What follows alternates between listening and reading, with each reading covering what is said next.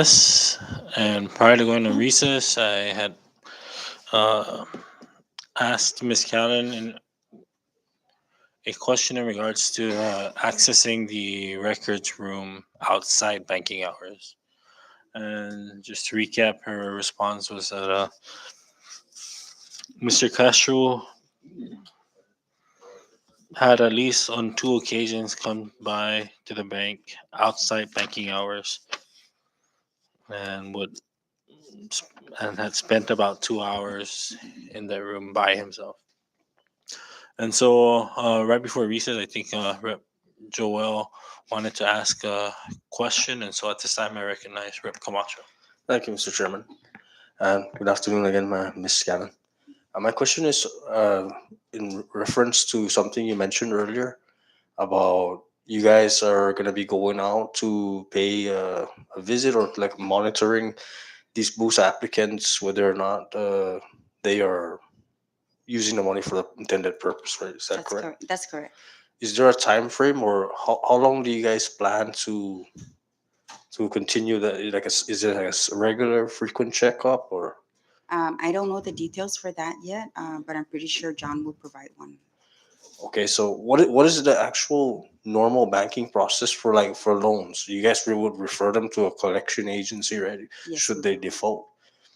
But my concern with this, even if you visit, right, it doesn't seem like there's any teeth in the enforcement aspect of trying to ensure whether or not these people are using it for the intended business purpose. So, in the event that you guys come across an awardee during one of your visits and they have no proof, they've used the funds that they were given to them and there was not it was not used for its intended purpose, how would you guys reconcile that? I don't know how to answer that question yet. So you guys do not have an SOP with regards to We have not prepared an SOP yet in regards to, how you or I guys. have not seen any yet in regards to updates for the Boost program. Okay. When you do, could you please in the future, right, you will be working on that for the current awardees. Would you please provide the committee with that if when you guys Okay. do create one SOP? Okay. All right. Thank you, Mr. Chairman. Thank you. Oh, just one more clarifying question. You mentioned that with corporations that submit applications and once they get awarded, you require a resolution.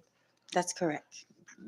Did you require the resolution to be recorded at the registrar before? No, So it could be fabricated. it could be. Yes. Thank you. I recognize Vice Chair Magofnia.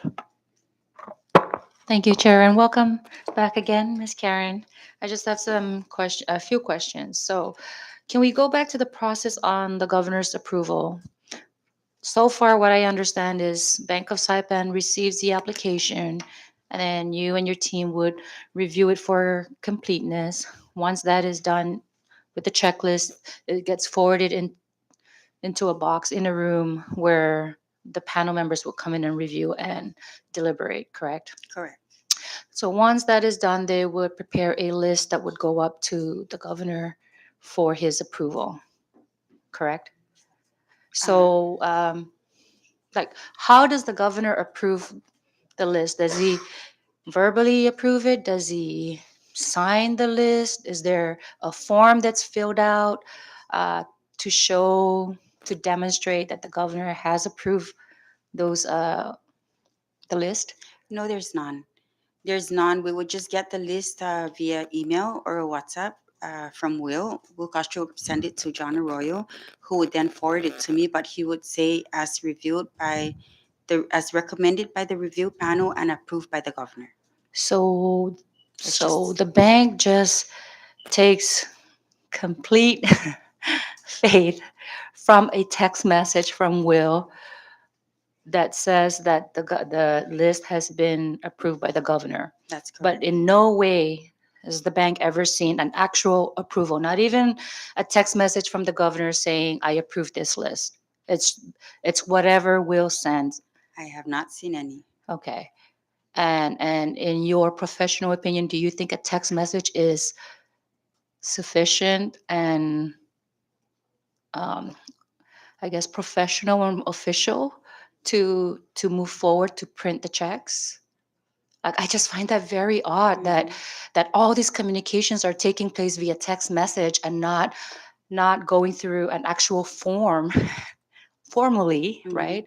Especially because we're dealing with a program that's funded by federal funds. So Mhm. I find it very concerning that this approval process is being accepted via text message. So in your testimony, you're saying you have not seen any form of approval directly coming from the governor. That's It was correct. always through Mr. Castro. That's correct. Has the approval ever come from the other panel members? Not to my Not recollection. to, okay. Yes. So it's always Mr. Castro. To your knowledge, has it ever occurred where an award amount is different from the actual amount on the check?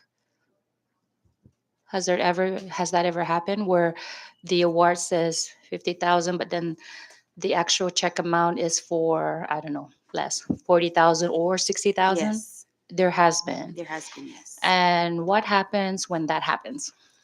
On one occasion, the award letter was wrong, wherein the word spelled out was different from the amount in numbers. The cut was checked based on the amount in numbers, but prior to releasing the check, we reviewed the check against the award letter. We realized our error and we corrected it. So in that instance, was the amount on the check more or less than what was actually In that awarded? instance, the amount of the check was more. Much more. Okay, but you guys, thank God. Uh, Yes, we corrected that. okay. On the same topic as far as checks being issued, um,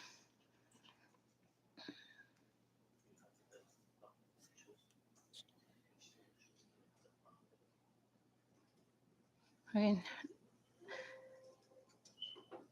I think you talked in details as to the process in how the checks are released, right, or issued to the recipients. And Hmm. I would have to share my opinion that that's a very stringent process, which is very nice because it's good to know that you have a very good process in place to ensure that checks are not just being released to random people. And I guess this is just an opinion uh, of mine that I can't believe that the process for releasing the checks is a lot more strict than the process itself in administering the program. So that's just my personal comment. But going back to my questions, who's responsible to review the application packet for completeness before a check is printed? I am.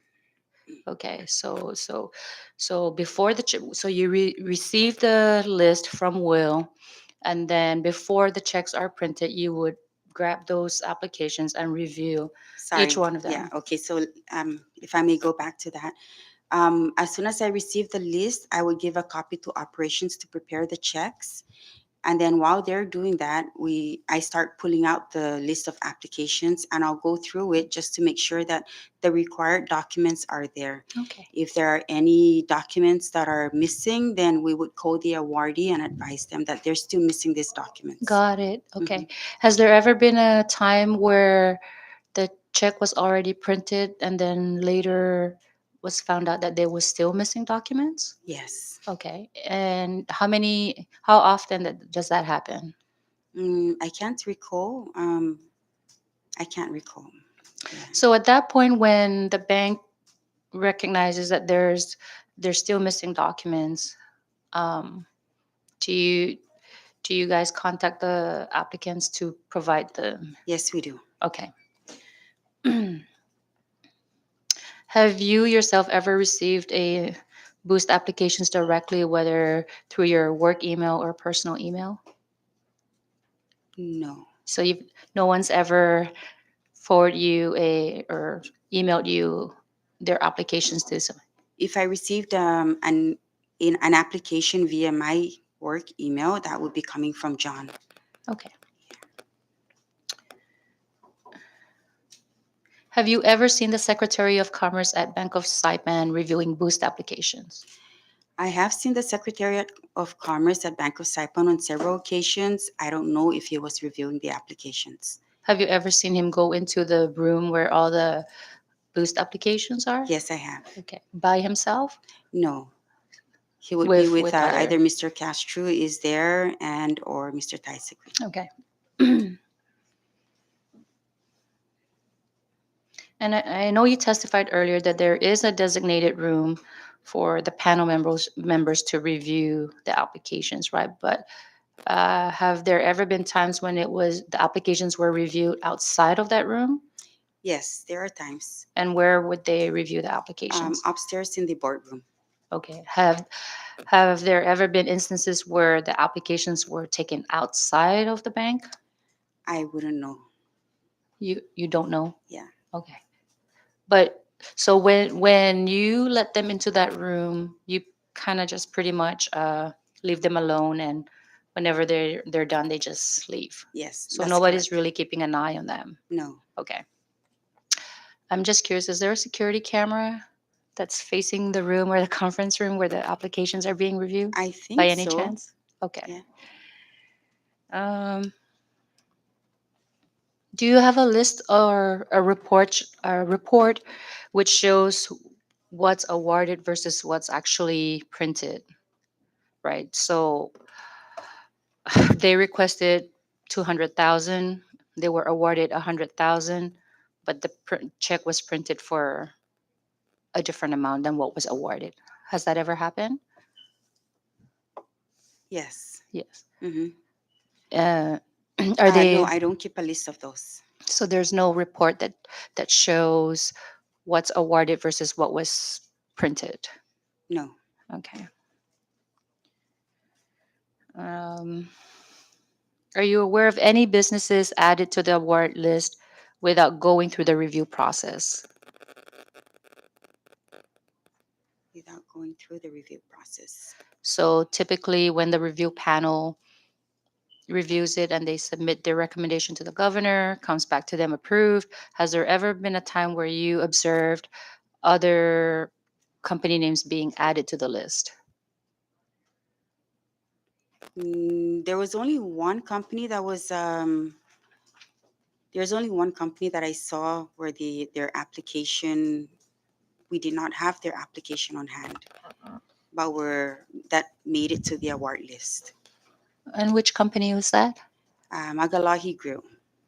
And how long ago was that? They made it to the last list, The, the last approved listing which that is hasn't been when? awarded yet. Wait, so they've been awarded? The Mm, Magalahi, They were approved to or they were? receive a grant, but have not been awarded yet. Okay, so they have not, but they were approved, but you're saying there's no application? That's correct. Who approved their, like, do you know who reviewed their, or who made the recommendation to approve their, Their name was already on the list of approved applicants. do you know who provided the name? I am guessing the Sorry, review panel. Miss Karen, Oh, can you just pull the mic closer to your oh mouth, please? Thank you. So you don't know which of the review panelists? no. Okay. Hmm. That's it. That's all I have for now. Thank you. Thank you, Rep McLaughlin. Recognize Rep Stafford. Thank you, Chairman. So, you in following up with Rep Karina's questioning, there might be a camera outside. Was there a camera inside that room where No, there's none. no camera inside? Um, hmm. I guess we asked this question of the other um, people we've interviewed, and I know you were not on the review panel, but you were part of the administration of the program. Are there areas that you would have uh, changed in the process of this program to improve for future benefits? Mm, Like, are there areas that you would have changed in the reviewing process or in the documentation of the awarding process? Are there any recommendations that you would give um, to improve this kind of a program in the future? I can't think of any right now. Yeah. Like, how about the use of a rubric or anything like that? Um, I don't know. You don't think that would have made it a better process? Maybe it would, but I didn't think I was in a position to recommend how they would. So now, with Yeah. your opinion, you are in the position to recommend. If you could make any recommendations, because part of this process also is to improve for future program, you know, uh, to ensure that when things are being done, that they follow a certain Hmm. process. So this is part of our role as the hearing committee to make recommendations for any future program planning. So do you have anything to add to that? You don't have to, but Yeah. no. Okay. Um, I yield for now, Chairman. Thank you.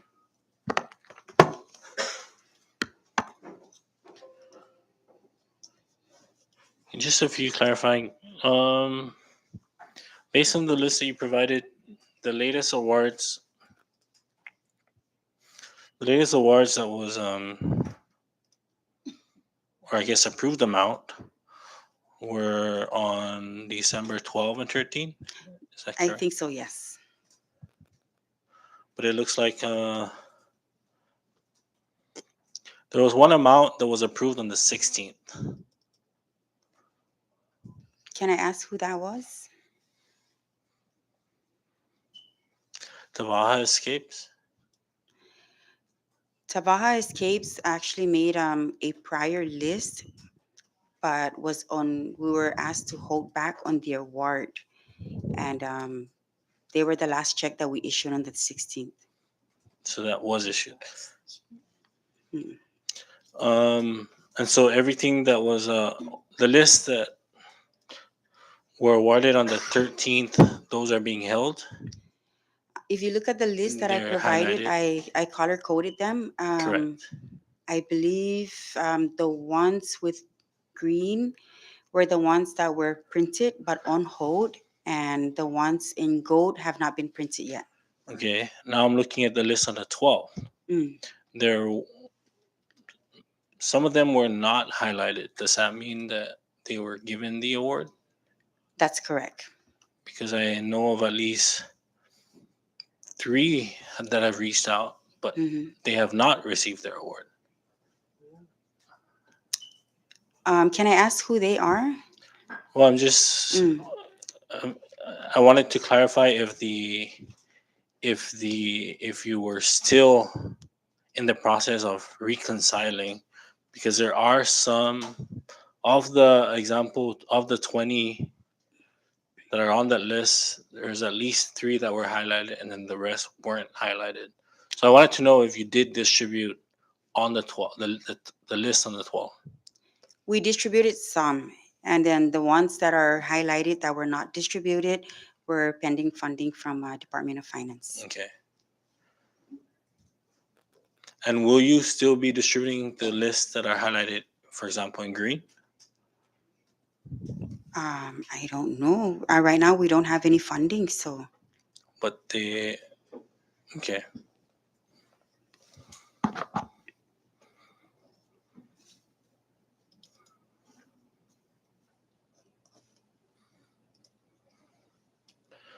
All right. I just wanted to get that clarification.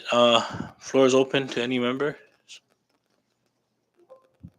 Recognize Rep. Sablan. Thank you. I wanted to ask Cam if he could pull up Part 8, page 24. I just wanted to enter this as an exhibit. Um, and welcome back, Ms. Callan.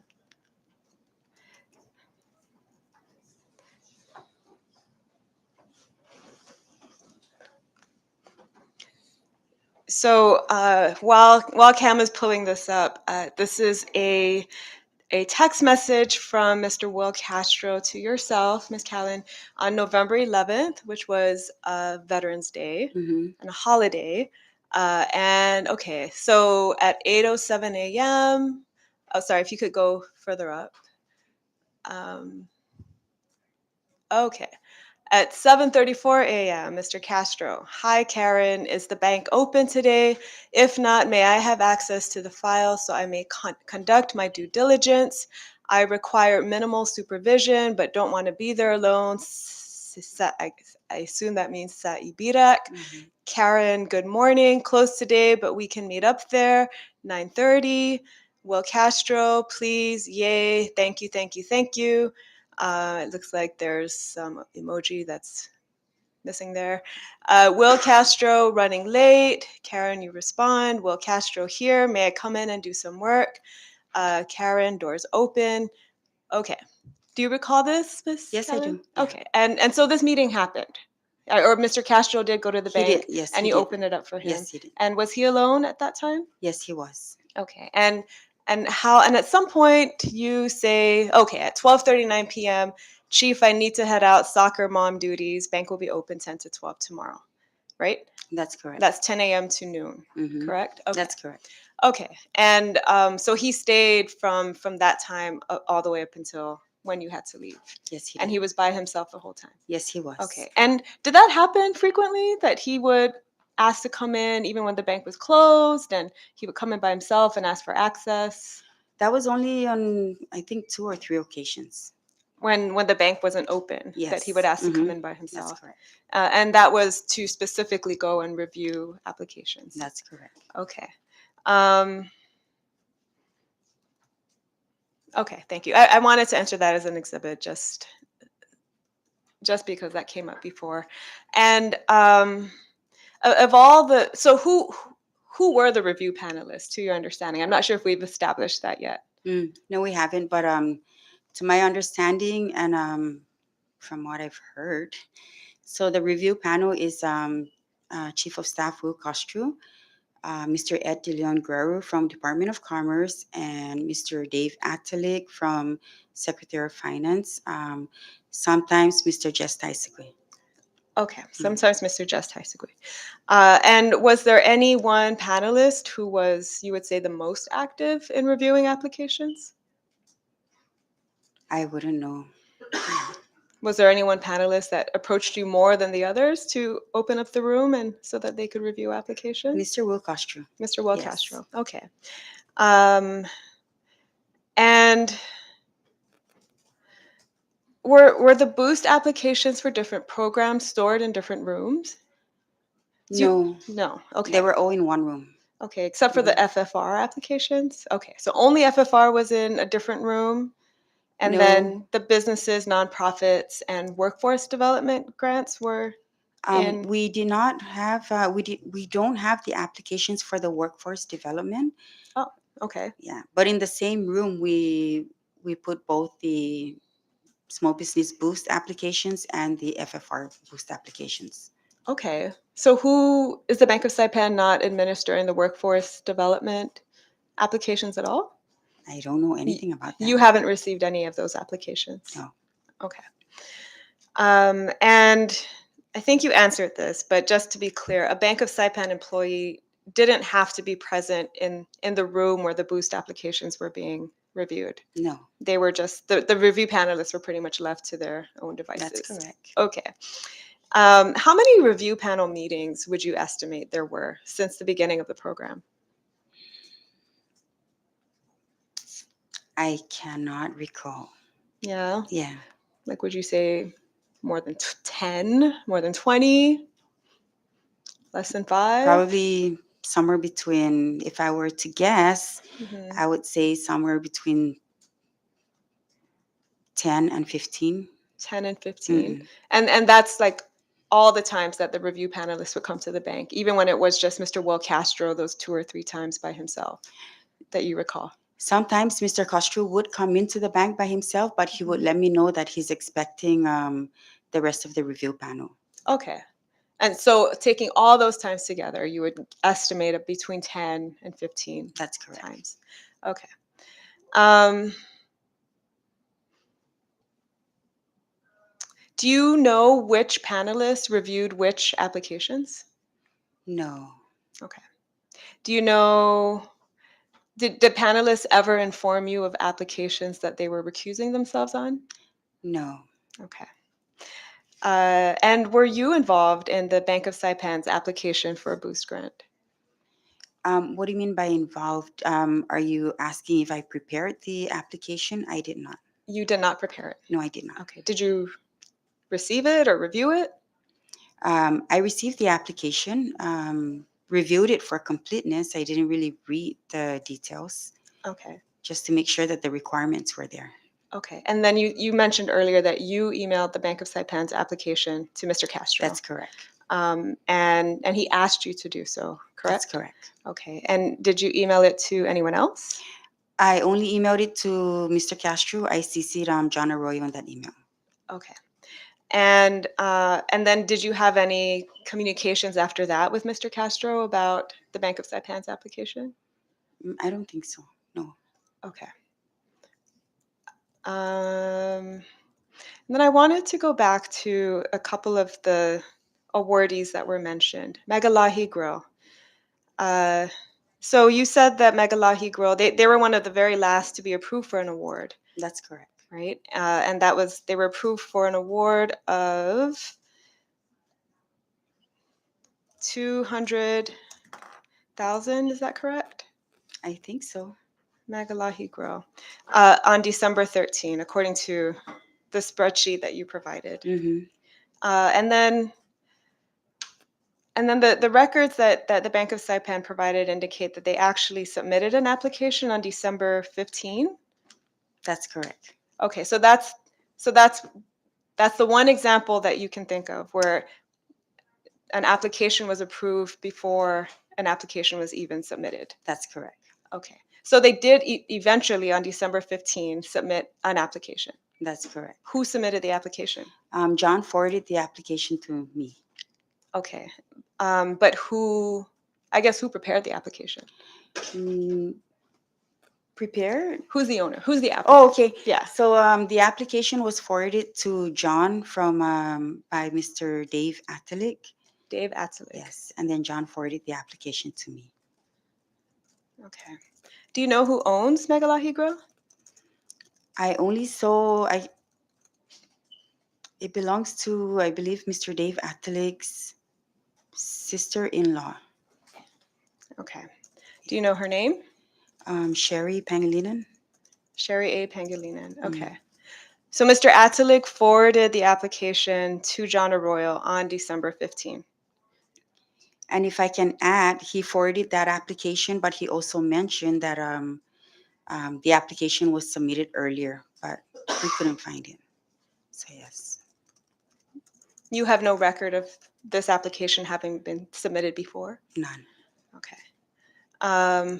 Do you happen to know which meeting of the review panel was this application approved? That would have been the last meeting they had. And that was when? Oh, I don't know. Okay. Yeah. Mr. Taisagui said that it was a meeting about a couple of weeks ago. So that would have been the last time. Might have been. And then the application was approved. Okay. And then ultimately, was that application complete? Is that like as of its status now? Is it complete with all the other required documents? It's still incomplete. It is still incomplete. Yes, What is it missing? I think it's missing a business license. I would have to confirm that. Okay. So our records indicate that the Bank of Saipan's application, or I'm sorry, the business license was approved on or about December 13. Can I just confirm that? Is that accurate? That's what the date says, Okay. December 13th, 2022. Okay. So they received a business license on December 13. They were approved for 200,000 by the panel on December 13. And then the application was actually received by the bank on December 15. That's correct. Okay. And then what about Tavaha Escapes? Do you know who the owner of Tavaha Escapes is? Yes, I do. And who is that? Rowena Ogo. Okay. And the records you provided indicate that Tavaha Escapes received $50,000 on December 16, That's correct. and that the bank had earlier been asked to hold the release of this check. That's correct. Okay. And that was that as of October 28th?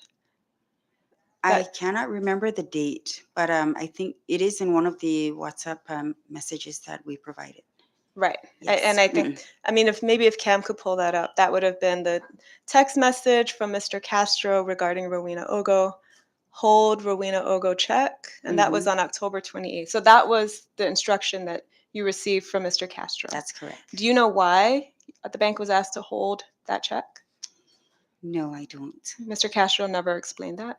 No, he didn't. So from that day on up until December 16, the bank was holding that check. We never printed the check. Mhm. We never printed the check, so we weren't holding anything. I see. But you didn't. When did you receive the instruction to release the check? I believe that was somewhere before December 16, either December 15 or Okay. And who gave you that instruction? I think Mr. Wilcostra. Mr. Wilcostra. Yes. You think? I think. Can you verify that? I will verify. Okay.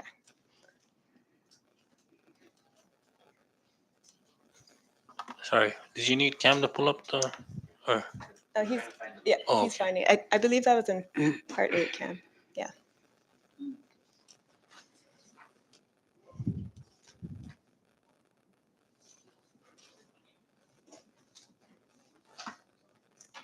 Oh, there it is. Okay. Yes. October 28, 2:18 p.m. Will Castro, important, hold Rowena Ogo check. And just to clarify, Miss Callan, Miss Ogo's application at that point had already been completed and approved for the award, right? I don't recall because as soon as Mr. Castro said to hold on to the disbursement, I just didn't bother with looking at the application or anything. Okay. But is her application complete as of today? Yes, it is. It is. Okay. Okay.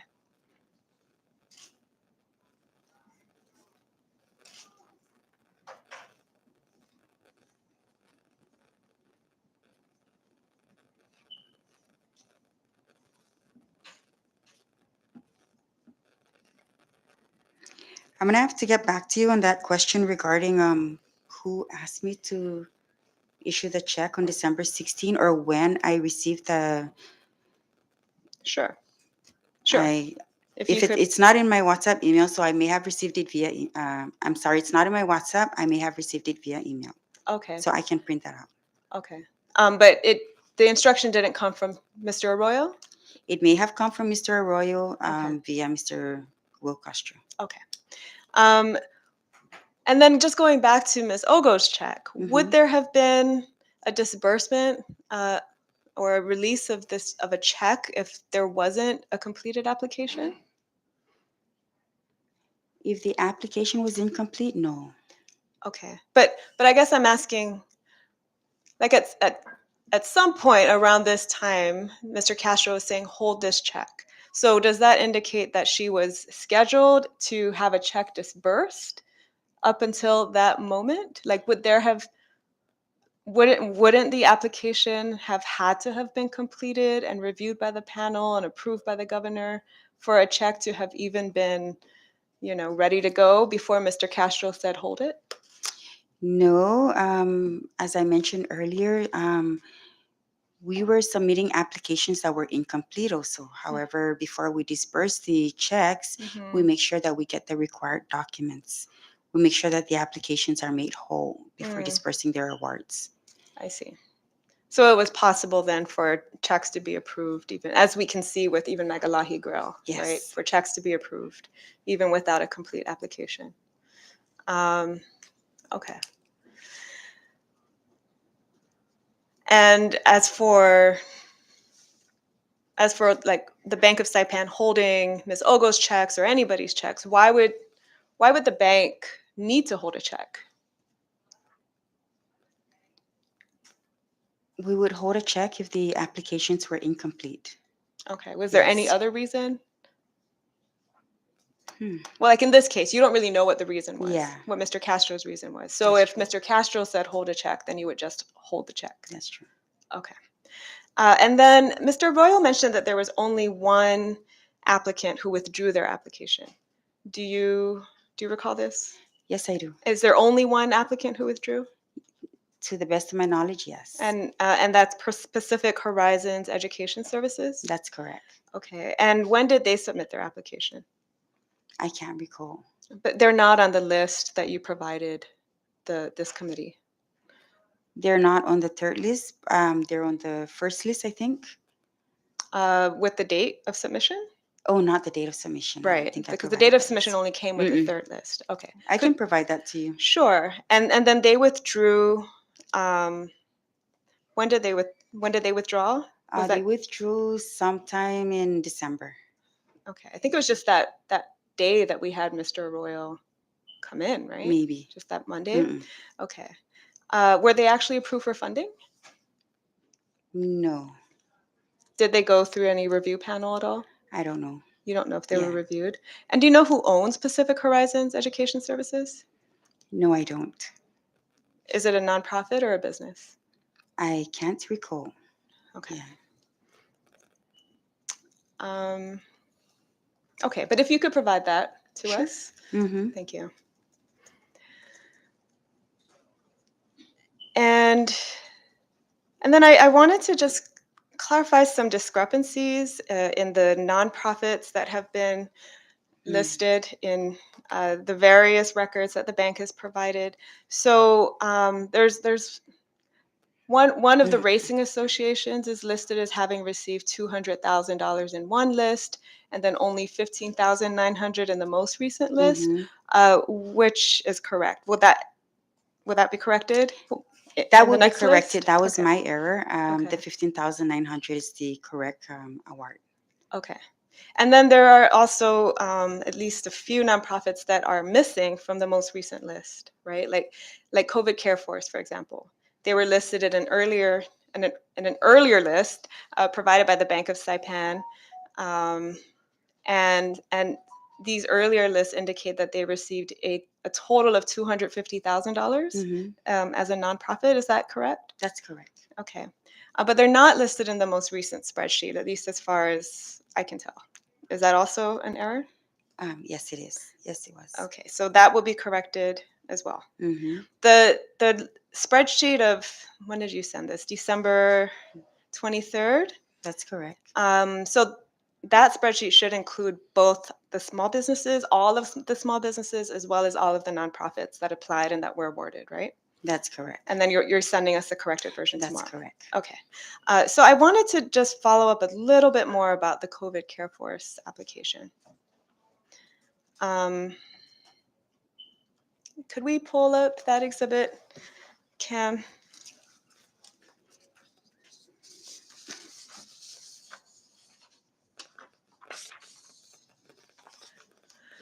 Well, we can start with this page. So this is the COVID Care Force Micronesia packet that Mr. Arroyo emailed to Mr. Castro on October 3rd. Will attached is a boost packet for COVID Care Force Micronesia, John, and then there's an attachment, and if we could skip to the attachment. Do you recall ever reviewing this application? No, I don't. Okay. So the packet that Mr. Royal sent to Mr. Castro is this. It includes this grant application checklist. So is this like the standard checklist that the bank used in reviewing applications? No, it's not. Okay. Where did this come from then? I don't know. Some of the applications in the first awards had this checklist on it. We don't know where that came from. Well, this says it's received by AL. Who's AL? That's Angelia Lifoifoy. She received the application. She did not review this. I mean, she did not prepare this checklist and review. Huh. Okay, so you've never seen a form like this? I have seen some of these forms on some of the earlier awards. Okay. Do you know Mhm. which other awards? I can't recall, but they're still on those awards. I can look them up. Okay. Hmm. Well, just to run through some of the questions that I had then. So, applicant, if you skip to applicant eligibility, under organizational structure, it's listed as a corporation. And its business purpose is COVID advocacy work. Um, and then moving on to the next page, there's this boost rating score sheet. Have you seen this before, No, I haven't. Ms. Callan? Do you know who prepared this? No, I don't. I mean, somebody actually filled it out. If we scroll down, somebody Mhm. gave a score of at least there's a 50-50 probability of solvency. Sorry, if you go up, Cam.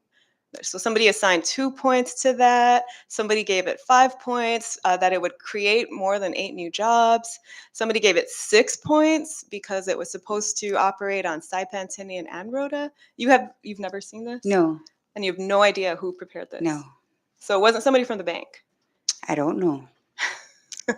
I know it was in my staff. Uh-huh. Hmm. Was it somebody from the review panel? Maybe, I don't know. I mean, they told us they didn't keep any records, so I assume Mhm. it wasn't from them. But have you seen this kind of score sheet on any of the other applications? On the earlier applications. Would you be able to? Not the score sheet, but the other one that you showed earlier. Yeah. Okay. Huh. Okay.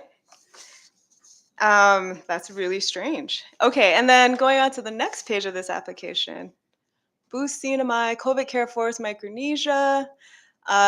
Date was September 15, 2022, and then it's signed, received by. Looks like it's Miss Lafoy, right? That's correct. That's her signature. Yes. Okay. What about this form? Have you seen this form? We prepared that form. This is the bank's form. Yes. Okay.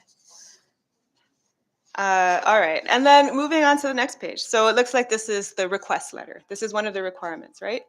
And it's from the president of the corporation, Mr. Kevin Guerrero, requesting $350,000 for their COVID advocacy work, recognizing, implementing, and observing COVID safety measures and practices. Next paragraph talks about providing coverage to large public events. Next paragraph talks about expanding staffing levels, expanding services, and then they're requesting funding for staffing, office space, furnishing and equipment, a vehicle, other incidentals to advocate for a safe and COVID-free Commonwealth. Have you seen this before? I have seen the cover letter. I just didn't read it. You didn't read it. No. Okay. So all you had to do as like in your role at Bank of Saipan was just verify that there was a cover letter. That's right? correct. Okay. And then just going on to the next part of the business plan. The next page, we can skip over that. So there are these references to achieving, okay, next page, sorry, Cam. Okay, at the very top, first paragraph. An integral aspect of achieving top-notch business outcome is by complementing services with not just highly qualified and experienced staff, but having honest and customer-centered employees who are always ready to work and build a prosperous business that will benefit all clienteles and stakeholders. And then there's a description of business operations. They want to hire 15 FTEs. There's a description of the line of business, potential competitors in the industry, and then going down to finance and budgeting. There we go. It's a private business that is owned and managed by Mr. Kevin C. Guerrero. And Mr. Guerrero goes on to identify all the various expenses, the budget breakdown. And then in sustainability and expansion, it's the final paragraph. The future and successes of CCFM accounts in the number of loyal patients availing the facility, service capacity of the facility, competence of staff members, patient amenities and access, and the investments strategy and structure of the company. Our goal of starting CCFM is to build a business that not only provides services, but as well as that not only provides services, but as well as identify external funding sources other than funds generated through its services. With the right foundation and processes, CCFM is focused and are destined to strive in the industry as a service provider in Micronesia or within the region, and in return anticipate profit margins and advancements through its work. So this applicant, COVID Care Force Micronesia, was awarded $250,000. They're one of the very first to receive an award. Uh, and I guess what's not clear to me is like everywhere in the application, their business license, even the summary of uh, who they are, indicates that they're a corporation, that they're a business.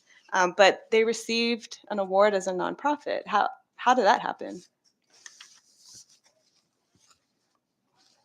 I don't know how that happened. Just by reading that COVID Care Force, we assumed that it was a nonprofit and just put it in the nonprofit. Okay.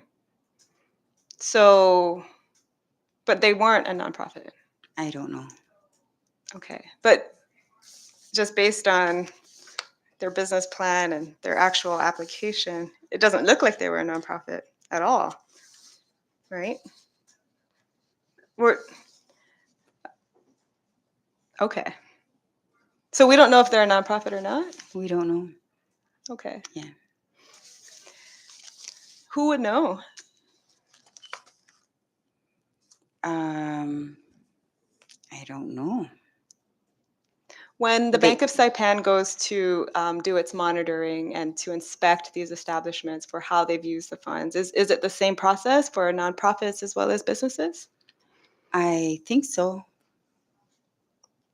I think so. Okay. We haven't prepared any SOP yet on how we would go out and inspect these businesses, but Mhm. I would assume it'll be the same. When will this SOP be We prepared? don't know. I don't know. Okay. Mm-mm. Um,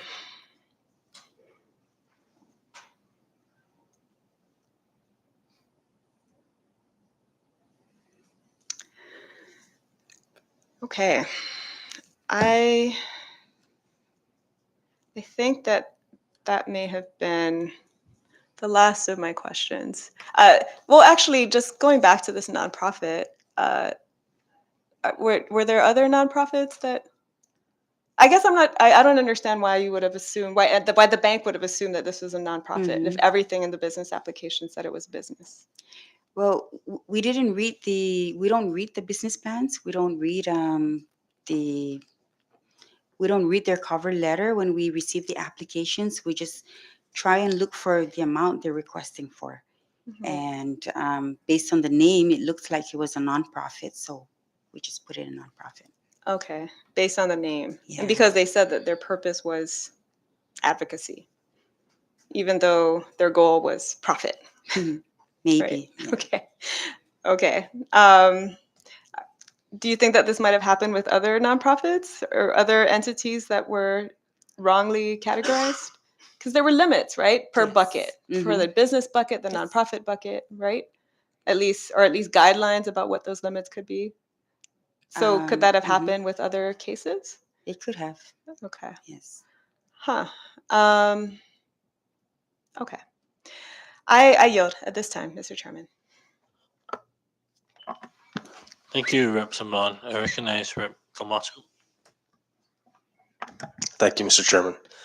Ms. Cannon, I want to go back on a question I asked you earlier regards to the SOP. The fact that there wasn't one to begin with and with how the program was progressing moving forward, especially during the month of November, was Mhm. really, really active. Boost to Boost program, which is the election time. My question is to you is, do you think that maybe the program was rushed and wasn't done properly? As a bank loan officer, you guys, I know you guys have to adhere to some strict regulations or protocols for the bank itself. But for this program, there's so many areas of discrepancies. Do you feel that it was rushed? I don't know that it was rushed. I just think that it was really overwhelming. There were just a lot of applications coming in, and we were just trying to help as many as we can. Yeah, I could imagine. Hmm. Um, as an awardee for yourself, when you guys go out and conduct these visits to these applicants, who would monitor you and your My fellow, business, yes, and your fellow coworkers that have received? I I don't know. I would assume it would be someone else in the bank who's not affiliated with our company. Might be just Mr. John Arroyo himself, or he might assign someone else to do that. And Mr. Arroyo, he did state to the committee that it would be the SOF that would be, Secretary of yeah, Finance. that would be Yeah. monitoring Bank of Saipan. Are you aware of that? No. So you weren't aware that or on who would monitor the bank itself for their Yeah. award. We don't know. Okay. And as an awardee, and you went through all these applications, right? Correct. Hmm. So you would see the amounts requested, and you get a ballpark figure of what they're asking, pretty much on That's the correct. onset. Hmm. How was your feeling as an awardee when you yourself how much did you actually request your initial proposed request for your award, I think our request was somewhere over 500,000 and you were or only awarded 500,000. 50? 50,000, that's correct. Okay, so what is your opinion, or what is your feeling of having to go through these applications and seeing them firsthand, and then seeing that some of them were receiving huge amounts of money and a legitimate business? Because I think I'm aware of the business you run. You run the OMG, right? Hmm. The Yes. very well established small business developer that does really service our community. A legitimate business like yours would be given an amount that's far exceeds or far below what you anticipated. How does that make you feel? I thought it was unfair. We received our award. We didn't receive everything that we asked for, and we didn't know what to do with what was given. So, for the record, we're still holding on to the check. We have not deposited it. Um, we were actually looking for a venue to relocate to expand services, but that is put on hold since, at the advice of counsel, I should hold on to the check and not process it yet. And that's a very very wise decision, Miss Allen. Mhm. And I would I could only imagine, that if you know tomorrow they couldn't mafagaga, you know what I mean? And here you guys are going through the working hard, going through these applications, only to find out that a group of very inner circle people were the ones receiving these large sums of boost money. And to hear that yourself as an awardee, that you feel that it's unfair, it's refreshing to hear that. I bet the other committee members feel the same. That it's kind of a shock to hear that from you, to be honest. But anyways, that's all I have. Thank you, Mr. Chairman. Thank you, Rep. Jewel. I just have one right now. What do you know about the second round of awards? What do you mean by the second round? Oh, Like um, the companies receiving more than one awards? what do I know about them? Yeah, you just when you see them on the list again, do you just process or you question whether it's a duplicate or what's? We just process. In the beginning, we would just process. I would just process the awards. I would recognize that they're second awards, but then somewhere down the line, Mr. Castro had asked us to hold on one award because it may be a duplicate. So moving forward, whatever award looked like a duplicate to me, I would bring it to his attention. And then he would just tell you that it's not a duplicate if it Either was to a. go ahead and issue the award, the second award, or to hold back again.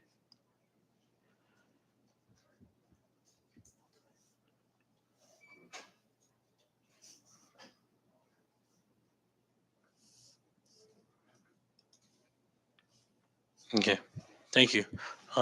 Recognize Vice Chair Magalahi. Thank you, Chair. I'm just curious if Mr. Castro is a his role is to review applications.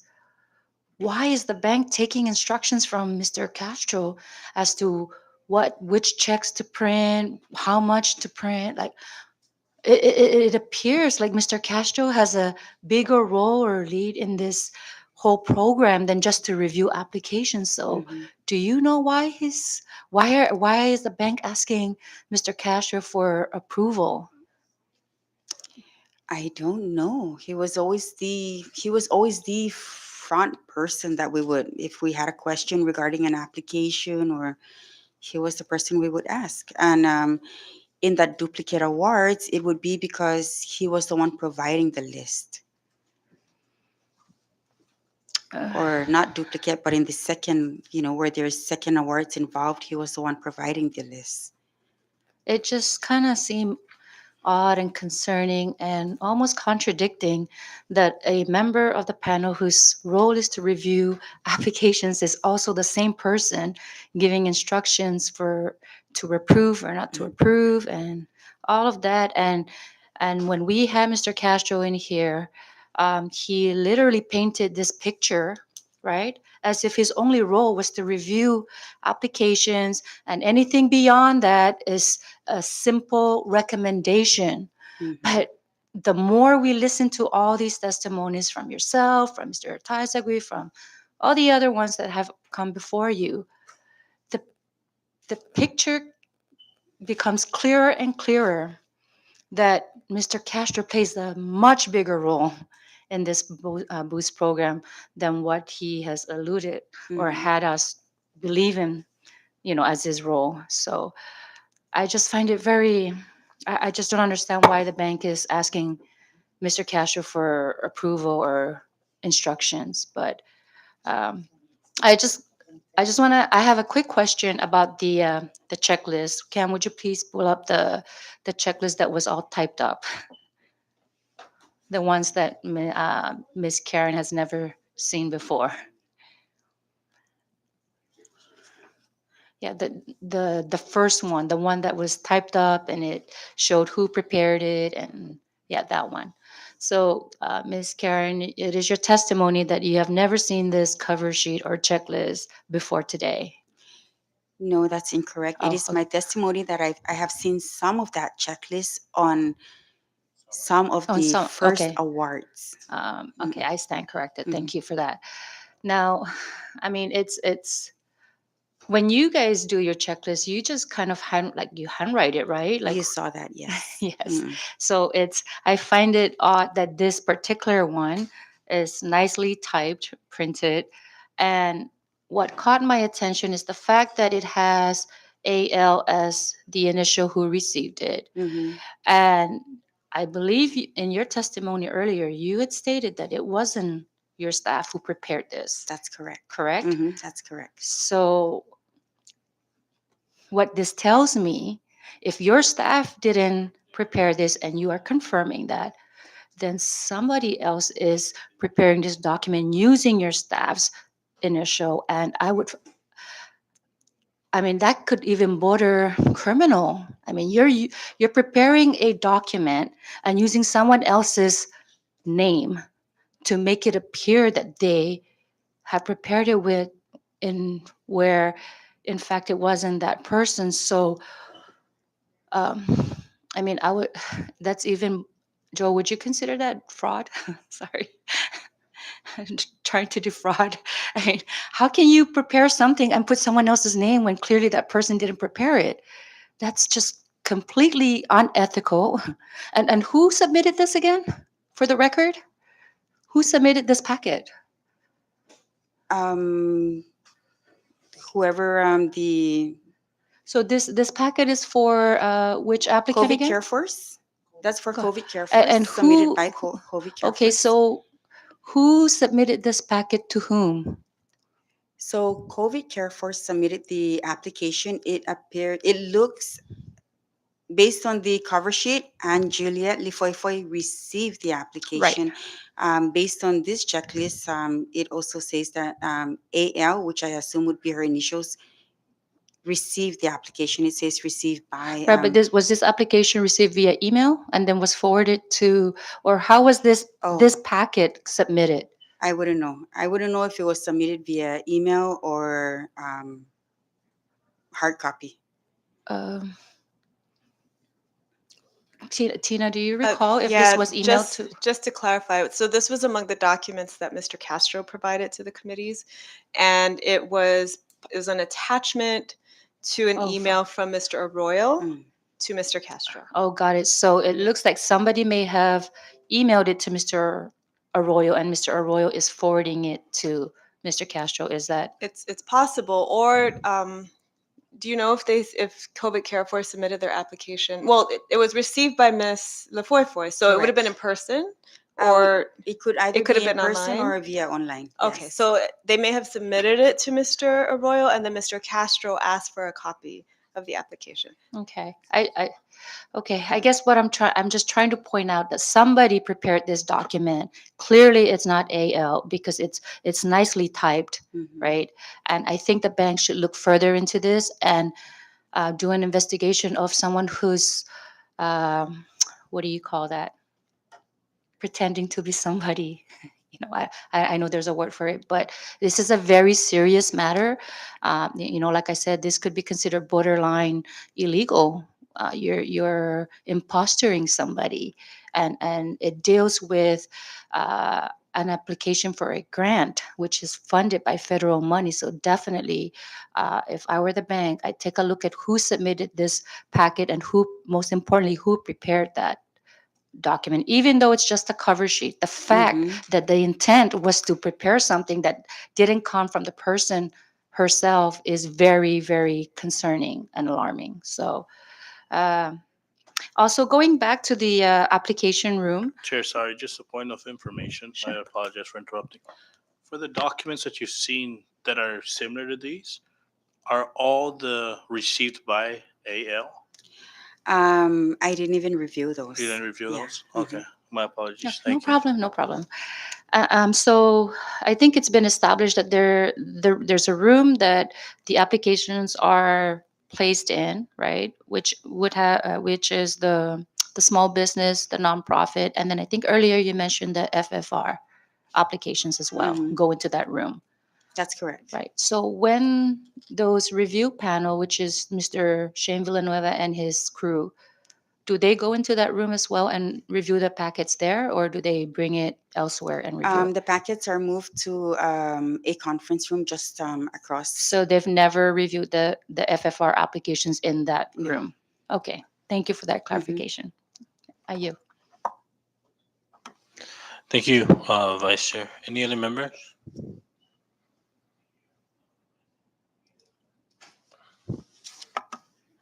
Recognize Rep. Stafford.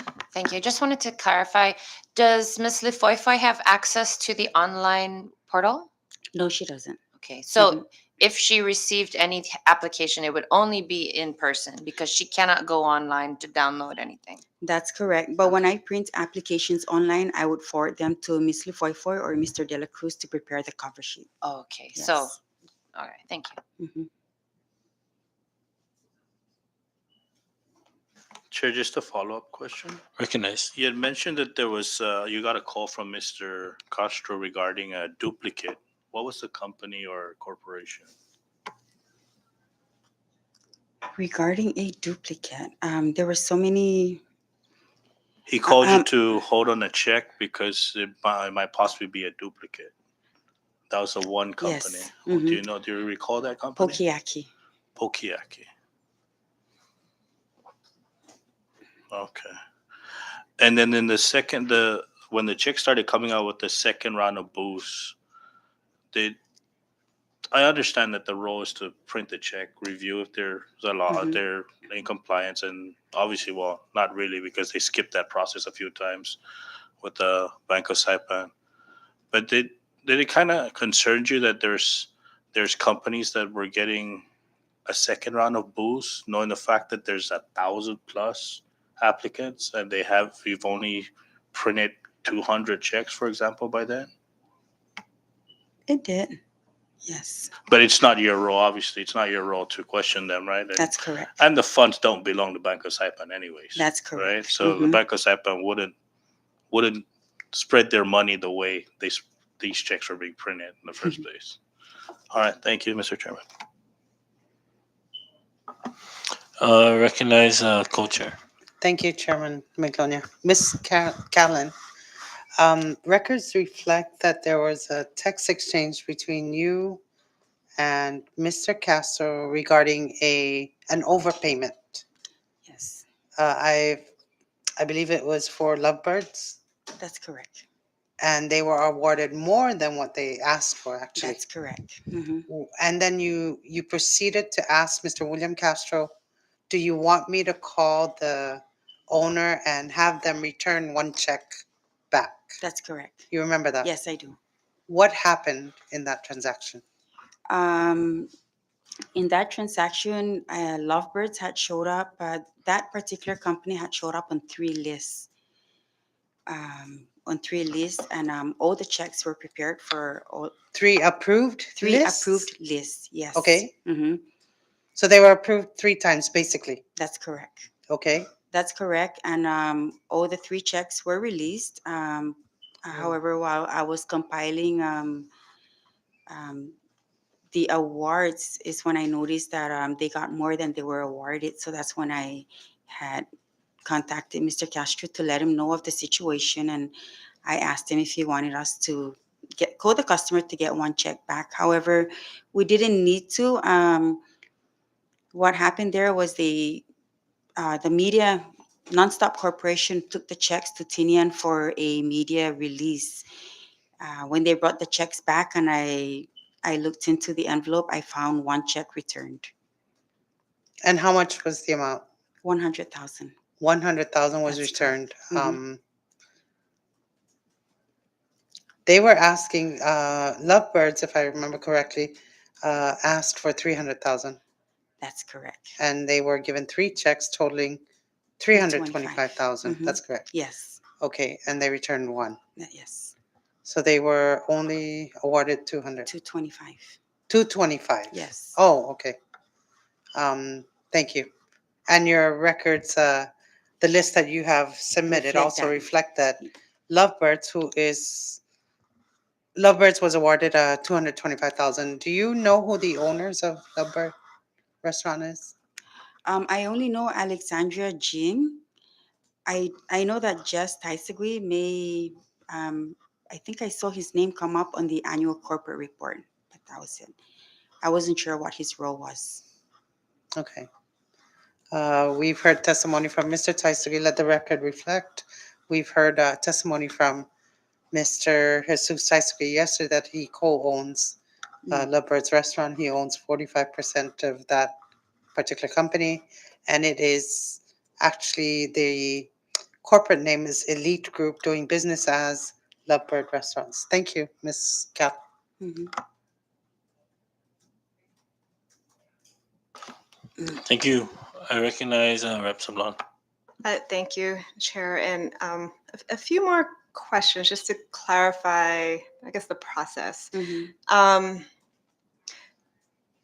So there were on occasion there were some mistakes, right? Checks that were correct. issued or that were duplicates, right? That's correct. And you said that. Could you help us understand how that happened exactly? Like the list came from Mr. Castro all the time, the approved list, but there were duplicates on the approved list. Is that how that Yes. happened? Yes. Hmm. Okay. Um, and then you'd have to go back and reconcile and make sure that people weren't being awarded more than they should have been. Yes. Okay.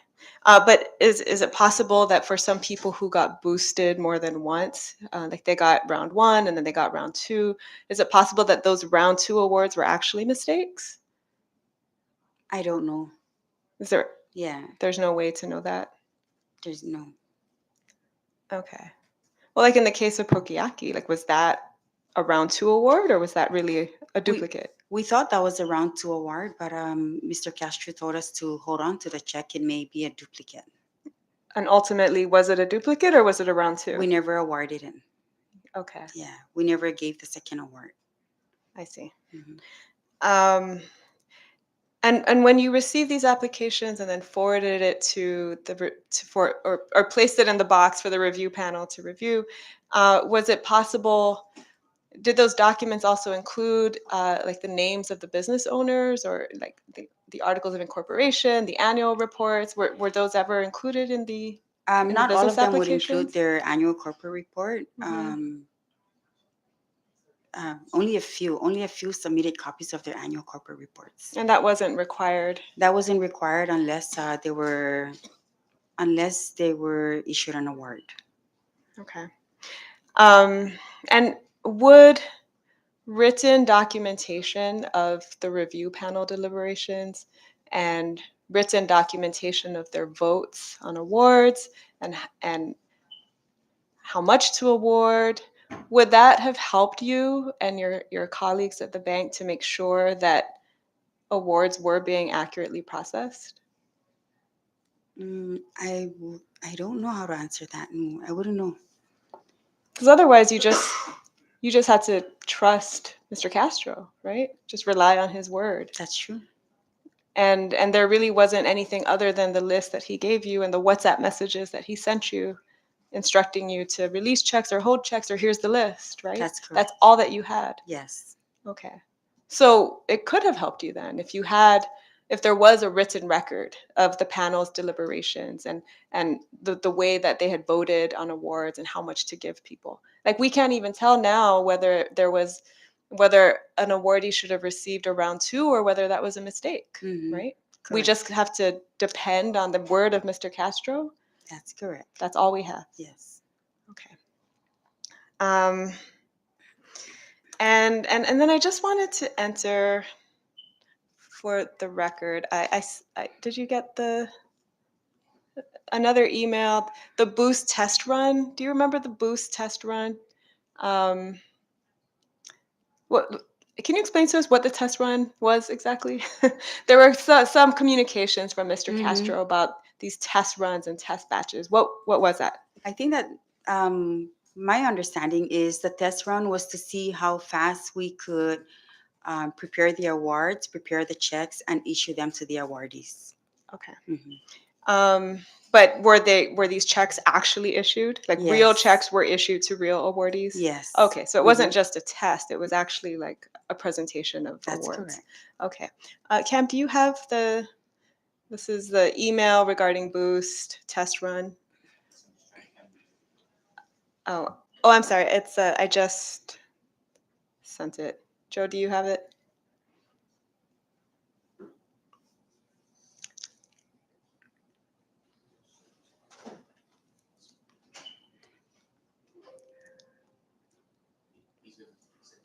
Okay, thank you.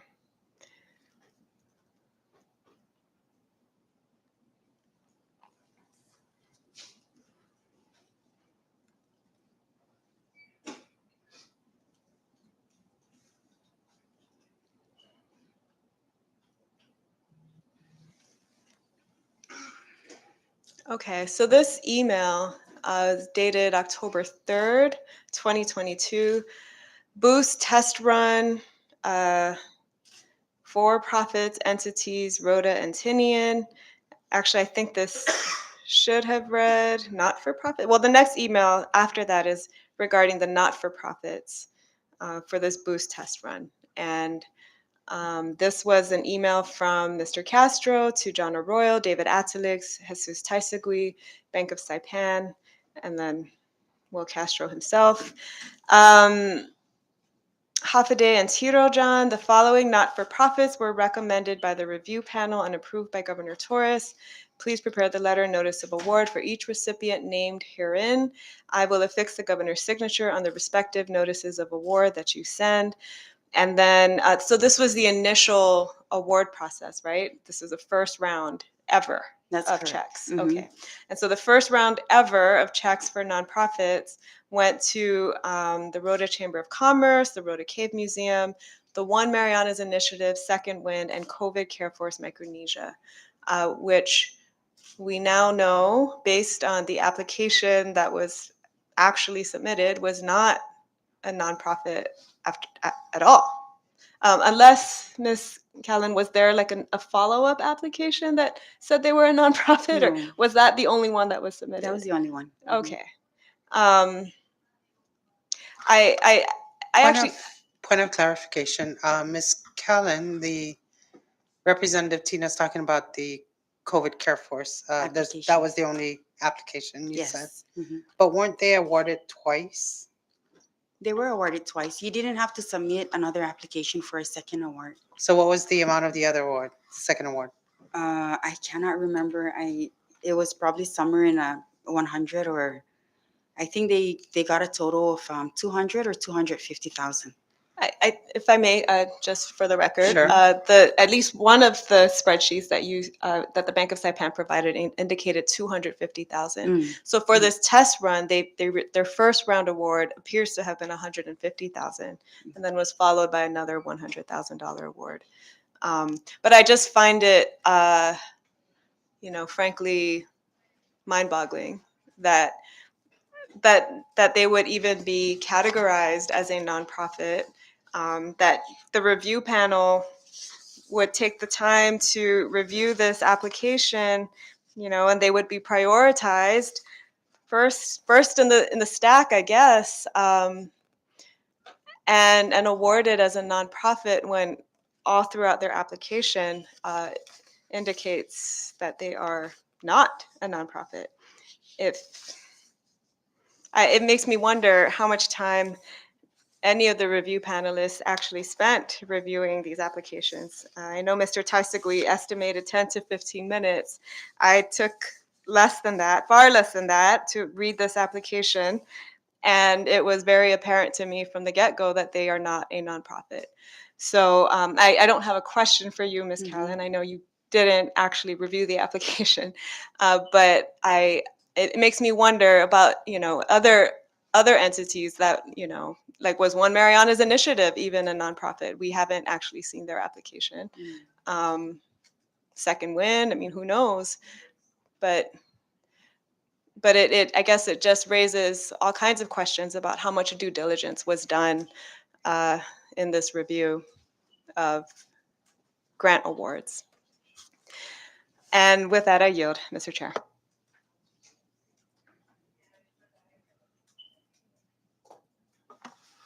All right. Any other members before we close out?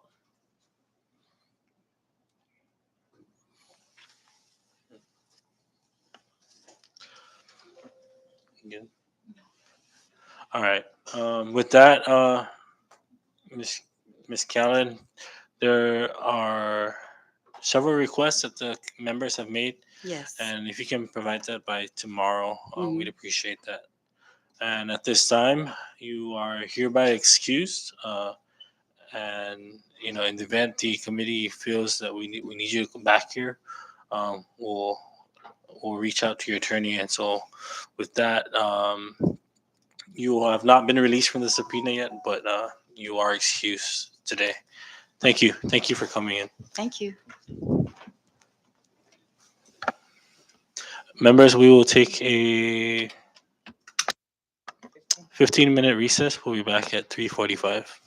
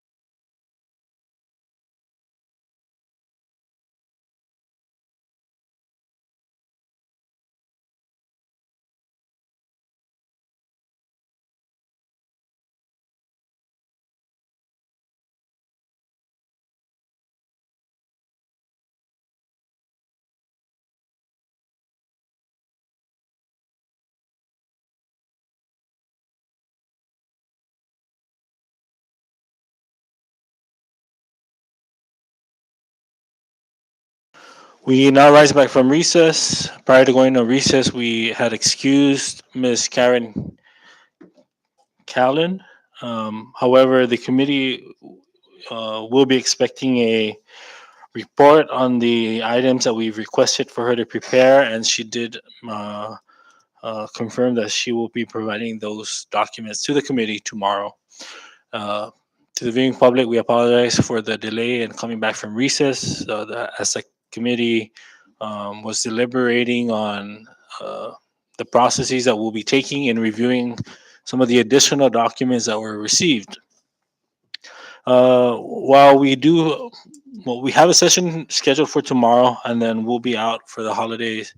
The committee will continue to deliberate on the documents that were received during the hearings, as well as review the testimonies from the witnesses that we have heard from since we have started our committee meetings in regards to the Boost program. And then we'll provide further updates next week as the committee makes a final determination on um, how to proceed in regards to the Boost program. But before we move on to the next item on the agenda,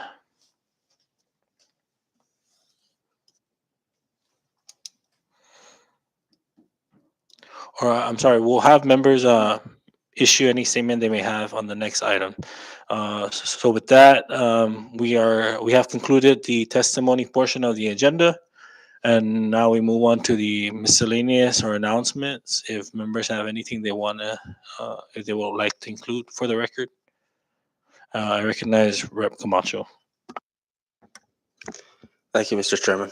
Just to make a short, brief statement regarding all the witnesses and all the information that we have gathered, the committee has gathered, and it's just all of it points to the fact that we had something that could have been great, something that could have greatly benefited our community as a whole.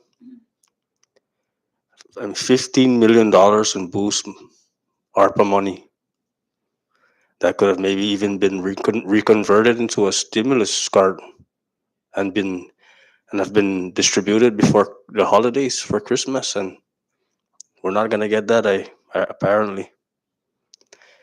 So I just want to state that and apologize and empathize with all those businesses out there that were honest and diligent in submitting their boost packets only to be sidelined because of either your political affiliation or simply because of your affiliation with people that were not in the best interest of politics. Uh, that's how to put it. But I empathize with you all those businesses out there that weren't given this opportunity. I highly encourage you all to continue to strive. There will be hopefully future opportunities for you all. A fair and equal process that's equitable and that is well thought through and that is not biased. So, and to all the Boost app awardees, uh, I would congratulations, but I would highly recommend that you stick to the intended purpose of the funds that you were given. There's so much uncertainty moving forward with audits that are forthcoming, the review by the U.S. Inspector General. So use what the funds were intended for, and we hope to see that those businesses out there that are actually going to put that towards rebuilding our economy, that we hope to see that you prosper and hope to see your success. That's it. Thank you, Mr. Chairman. Thank you, Rep. Camacho. I recognize Rep. Staffler. Thank you, Chairman. I echo all of your sentiments, colleague. This really could have been an amazing program for our community. In looking back at the final rules that were put out regarding the general ARPA fundings and how it would have, how it was the allowable the allowable expenses that could have been put towards it. The helping small businesses and nonprofits were exactly the kind of intent that it was made to do. However, very clearly within their final rules, it states that ultimately, let me find the right words here. Ultimately, a recipient, which is the CNMI government, which would also be the Bank of Saipan, may not use control over the funds for their own private gain. Furthermore, no employee, officer, or agent may participate in the selection, award, or administration of a contract supported by a federal award if he or she has a real or apparent conflict of interest. It says nothing about filial relationships. But if it is a real or apparent conflict of interest, and I think that what we've heard over the course of these days has been direct conflicts of interest. And thus, I would like to ask the committee to consider bringing in more of the contractors that were associated with this program. And I will just share the list we've discussed. Shane Villanueva, Rob Trevilla, Selena Sapp, Frank Camacho, Perry Enos Jr., the owners of Creatures, Ned Pablo, Joe Mesa, James Petit, and Jesse Ogo. If there's any other names that I've missed, please go ahead and include it in our record, but I would like to ask that we consider bringing these additional names in for more clarity on this program for the public's notice. Thank you. Thank you, Rep. Staffler. The co-chair and I will take that under advisement. But thank you for the recommendation. Any other member?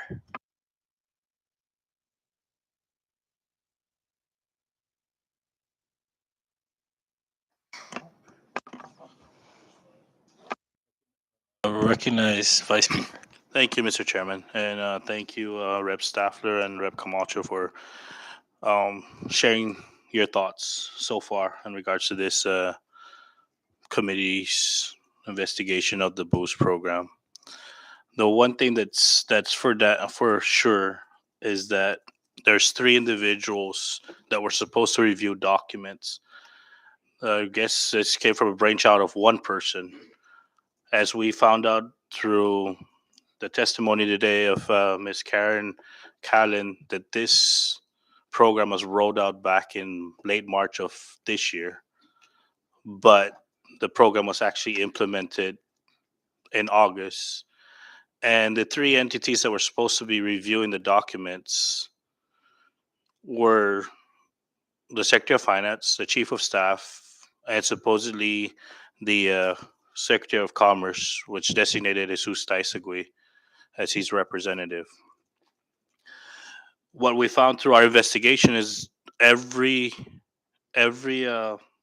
single one of them that recused themselves on entities that were applying for the Boost program actually got the Boost monies, some of which more than what they had requested.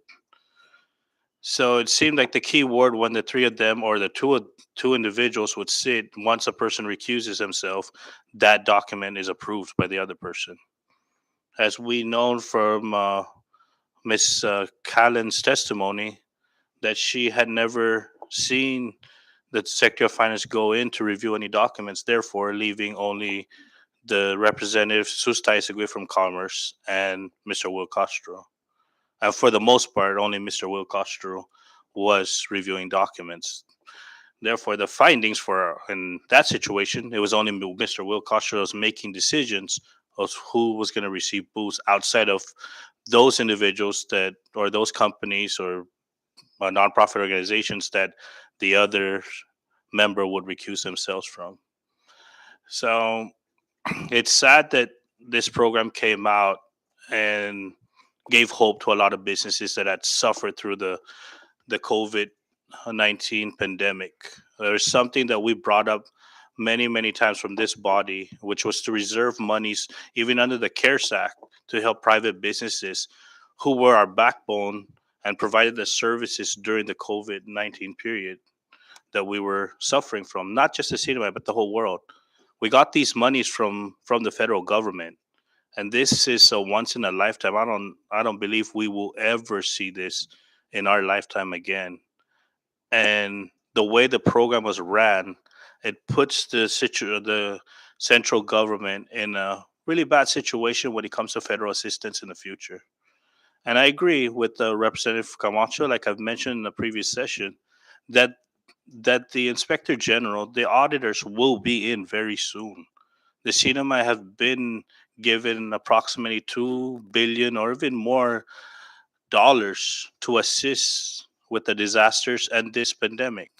But the way we've been utilizing the funds is questionable. Just outside of the boost program, the hundreds of millions of dollars of reimbursements from FEMA, we've only collected 30 million, if not less than that. That doesn't look very good for the cinema, and it's gonna be a very difficult task here on forward for whoever the leadership is of the CNMI to be asking for assistance from the federal government because of our inability to have a real process in administering programs such as the boost. So, with that being said, Mr. Chairman and co-chair, thank you for shedding this light so the general public can be informed and be educated of how this boost process was utilized. It's just a really sad situation that many of our businesses that actually helped us through the toughest times in our economy were not afforded this opportunity, but yet others that were fly by night, and in my opinion, it's fly by night because they got their business license today, they get boosted tomorrow.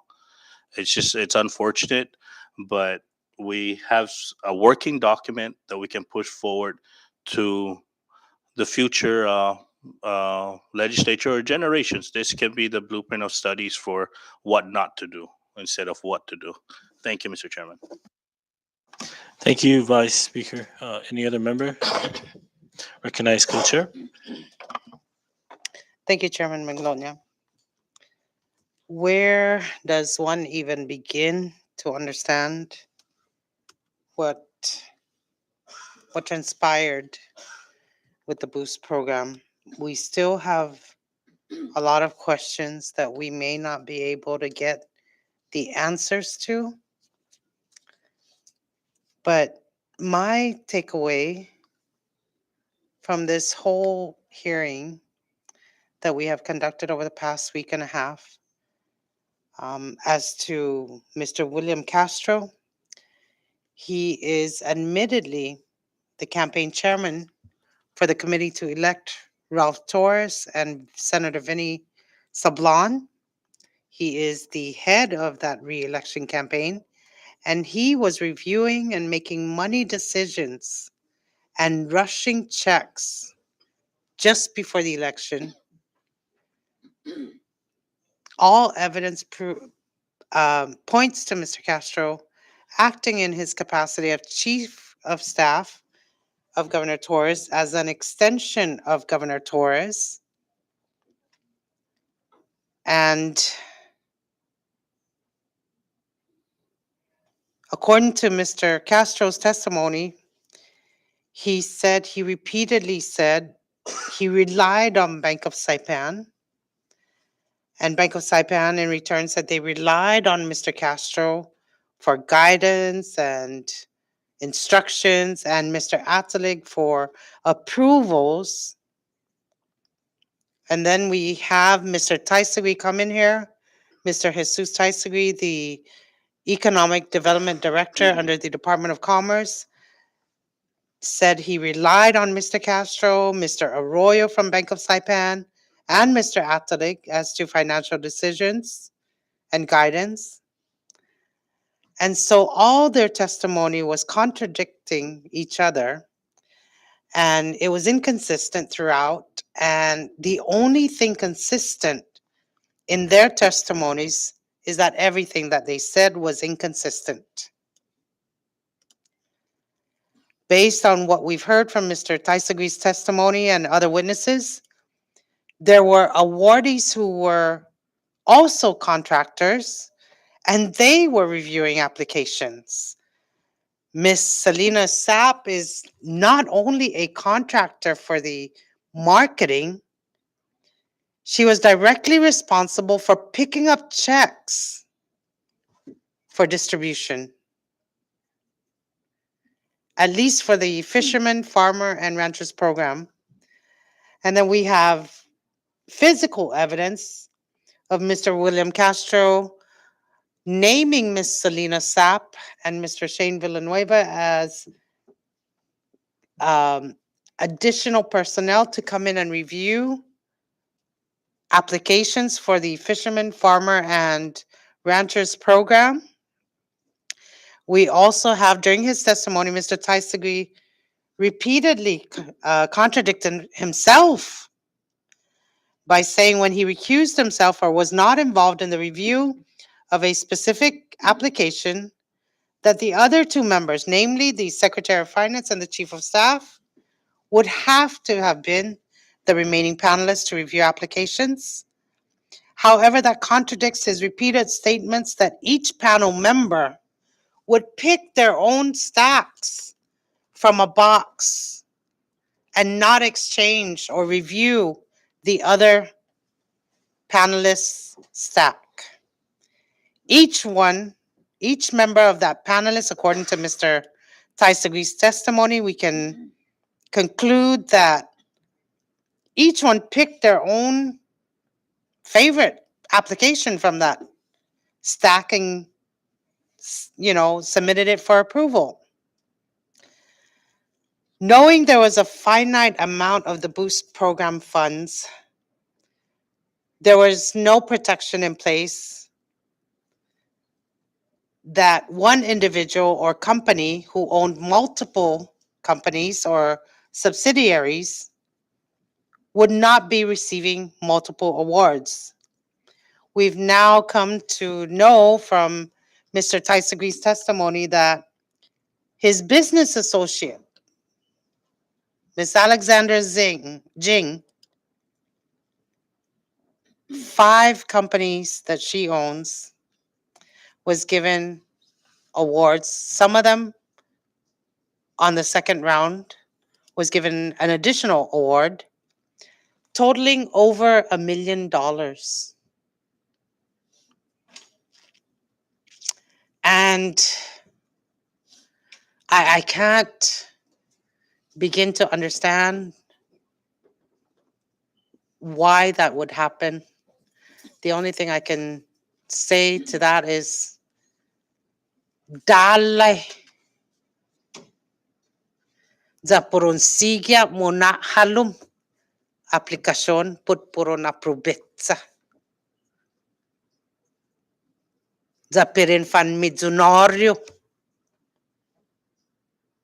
gininesti na programa.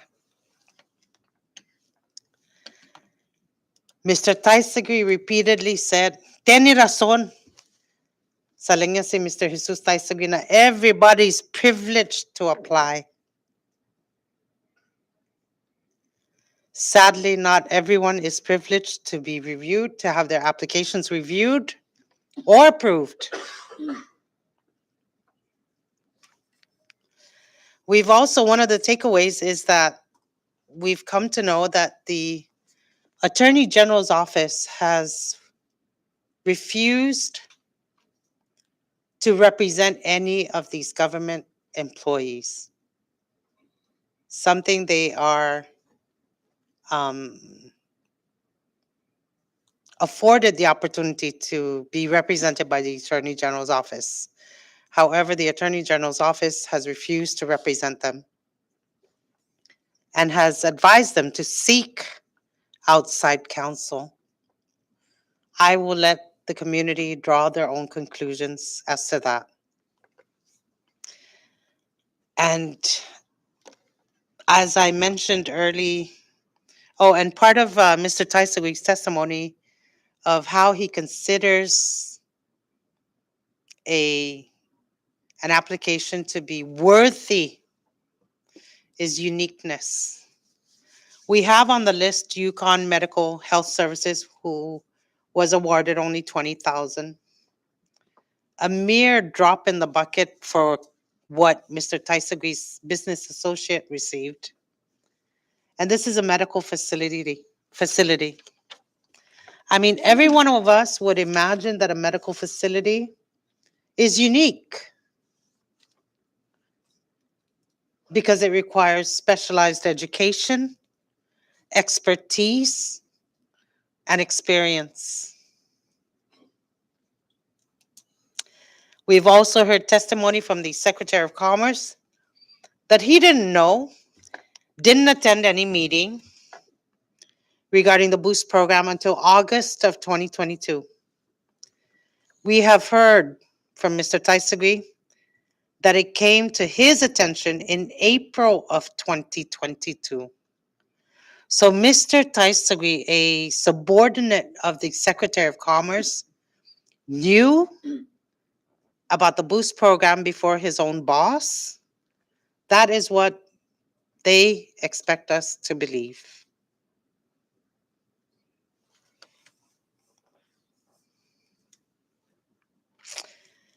We have so much more to dig and cover with respect to the Boost program. And we have so much more to look into. And we will not have time to finish the work. However, the work of the people is never done.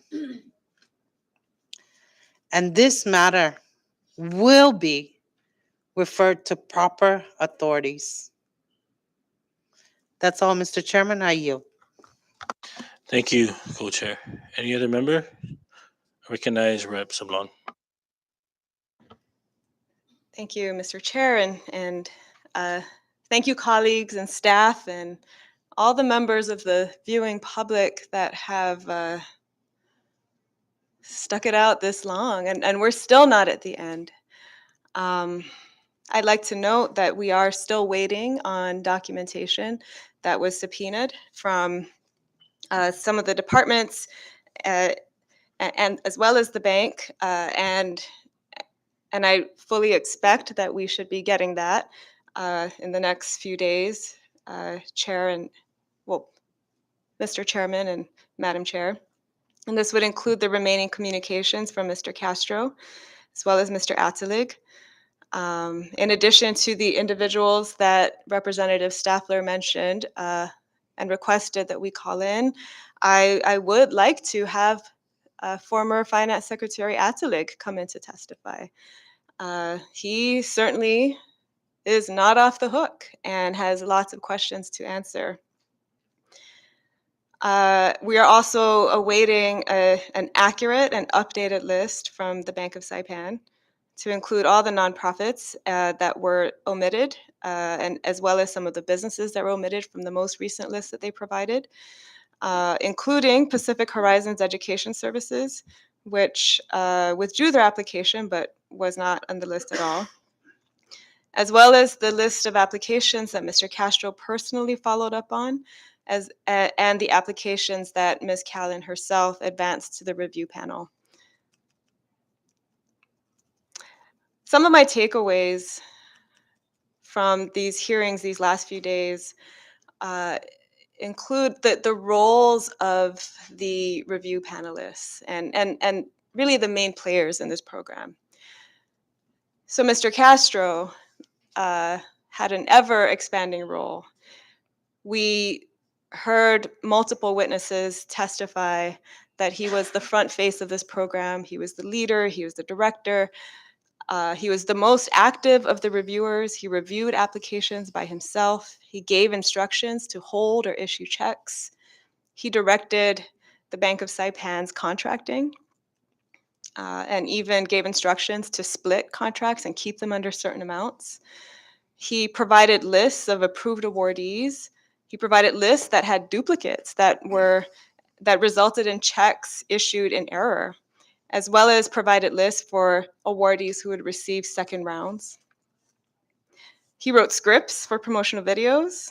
He followed up on specific applications and provided direct technical assistance to certain applicants.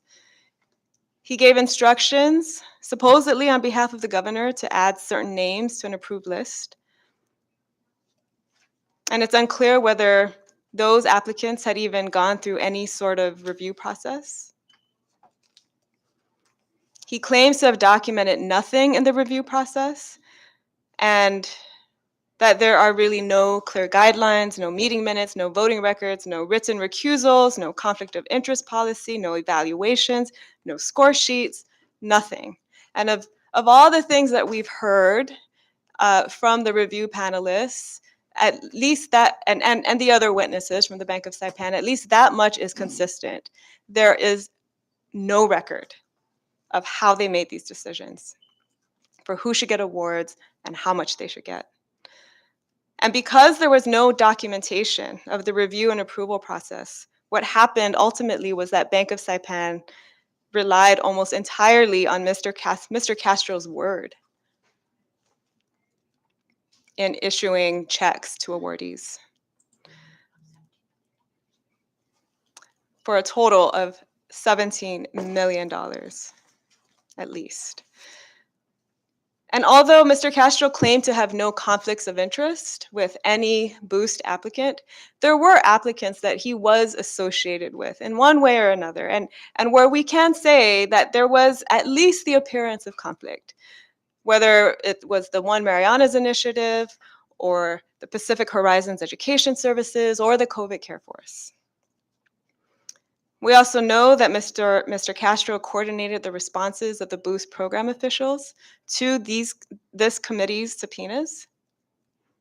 And while he wore multiple hats as review panelist, as governor's chief of staff, and as the governor's re-election campaign manager, it was often unclear, at least from the communications and even from his own testimonies, which role he was playing in the duration of this program.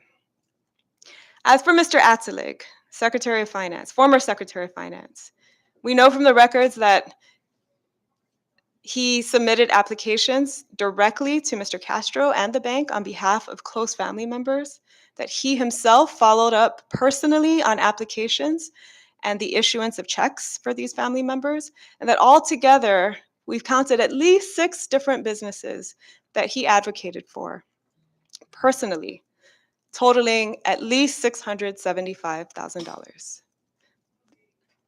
All were awarded.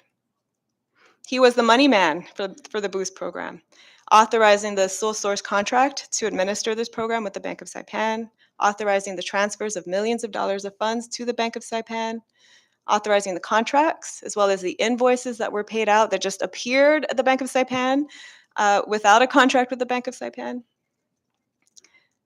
Mr. Atherley gave the okay for those. Secretary of Commerce, Edward De Leon Guerrero, his role is still a bit murky to me. He testified that he never reviewed applications himself. Bank of Saipan employees testified that at least they thought he did, and he was seen anyway in the room.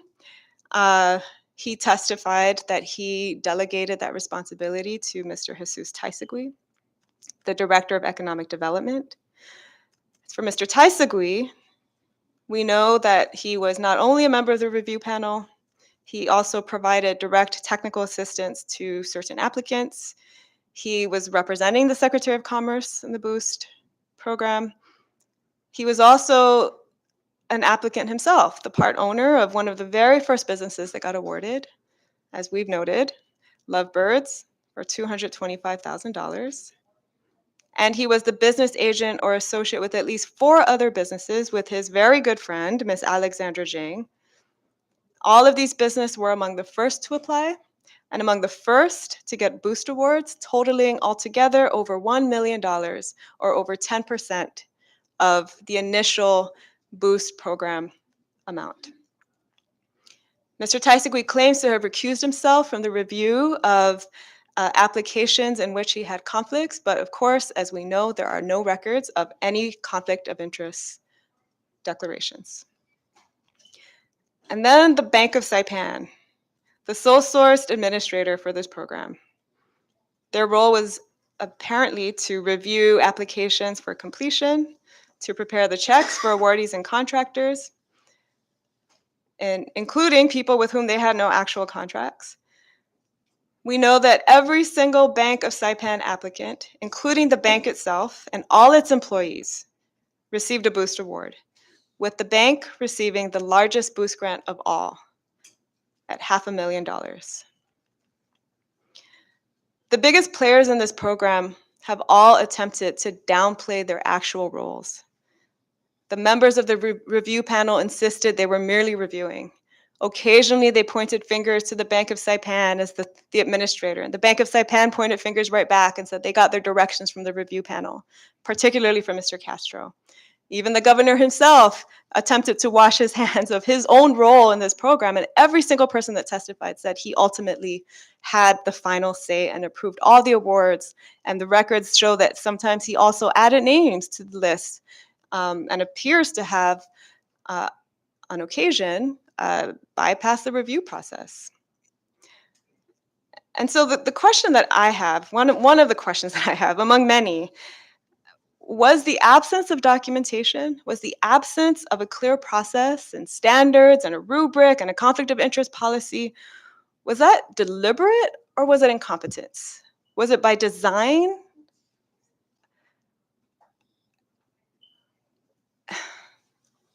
The bank administrator surely knew better.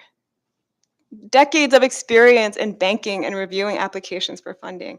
Will Castro had experience evaluating applications for grant funding. The Secretary of Finance surely should have known better. And although Mr. Taisigui said he has no experience reviewing grant applications, he is part of the planning of a program, another program involving small business assistance that actually does have regulations and will have rubrics and standards and will be far, far less political, it sounds like anyway, we hope. So he certainly should have known better. One thing that is clear to me is that the absence of records and guidelines made possible one of the biggest money grabs we have ever seen and allowed the applications of the closest family members and friends and associates of the review panelists, of the bank, of the Republican Party, of the governor. Those applications rose to the top and received the largest awards by far. And I completely agree with the sentiments of Rep. Camacho and other members today. It is a travesty. It is a shame. This program could have done so much to help so many people who truly needed help with their businesses, with their nonprofits. And this money was squandered and really just lined the pockets of a few. I yield. Thank you, Rep. Sablan. Any other members? I just want to close out with this first statement, and this is something that I just thought about. I don't know if the members of the Ways and Means Committee remember House Joint Resolution 22-13, which was to authorize MPLT to administer $15 million as a sub-recipient of the American Rescue Plan Act. The committee decided not to pursue that legislation because we felt that MPLT wasn't in a position to administer federal funds. And so this boost program was a way for the administration to circumvent that from happening. And if you look at it at face value, the only thing that Bank of Saipan really does is print checks, if you were to look at it. Anyone can receive applications, any agencies. I mean, we have CETA that deals with all these small businesses and And the processes, we have the scholarship office that's in a way processes application in the same format. Yet, none of their expertise were sought in trying to figure out how to implement this program in a way that is equitable and fair. Anyone that has no experience with grant funding could simply say all you had to do was receive the applications, review them all, figure out how much money can help them, and then try to divide it based on the request. But yet they were granting awards without any method as to how much would actually benefit these companies, or no history at all to show that they can in fact bring in these taxes, or can in fact contribute to the government's coffers. And while it's unfortunate that we may not have enough time to go through this entire program and figure out what to do next with the applicants that are pending review, what we want to ensure is that no further funding is being given out without ensuring that the program has established SOPs, as well as hearing from the next Secretary of Finance if this is something that can truly benefit our people. Because one thing that I have always been concerned about since being the chairman for Ways and Means is what's going to happen after this ARPA runs out. Just imagine this: the past budget, we were at a crossroad because we didn't know how much can fund personnel, and so what's going to happen when come next fiscal year? How much? There were quite a lot of people that were furloughed. This program could have helped those people. This program could have people leave their government jobs in pursuit of something that could benefit them and that could sustain themselves and their lives, and that you know where they could be their own boss. Two Just under 250 applicants were approved out of the over 2,000 people that have submitted their applications. So far, the only thing that I can say that they've succeeded in is collecting $100 for every applicant that had to start up their businesses. But other than that, we've been receiving phone calls from our constituents asking for answers that we still don't have a way to respond to them, because nothing that we have done since the start of this process should have prevented the program from continuing to review these applications. But the question is, where are they now? Yes, we see them here. Yes, they've been brought in, but where are they now? They haven't been continuing to review these process in the event that the money should come in.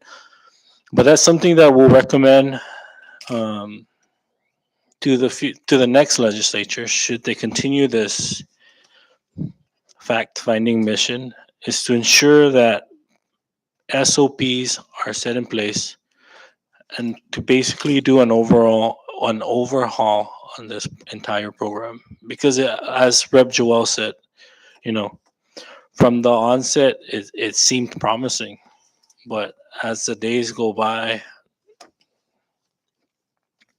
all we saw was people getting paid for their loyalty. And so we are coming to the close of the 22nd legislature. And as I mentioned earlier, as a matter of fact, we had just received over 200 pages of additional documents that the committee will continue to review. And then we will provide further updates in future meetings, whether it be through sessions or we'll schedule a committee meeting after we've had some time to review. And So with that, before we close, are there any other members that would like to make any announcements? With that, we will adjourn, and any future meetings will be relayed to the members and will be published on the various media sites. And so, again, members at this time, can I get a motion for adjournment? All right, a motion was made and seconded. All in favor, say aye. All opposed, say nay. Meeting is hereby adjourned at 5:06 p.m.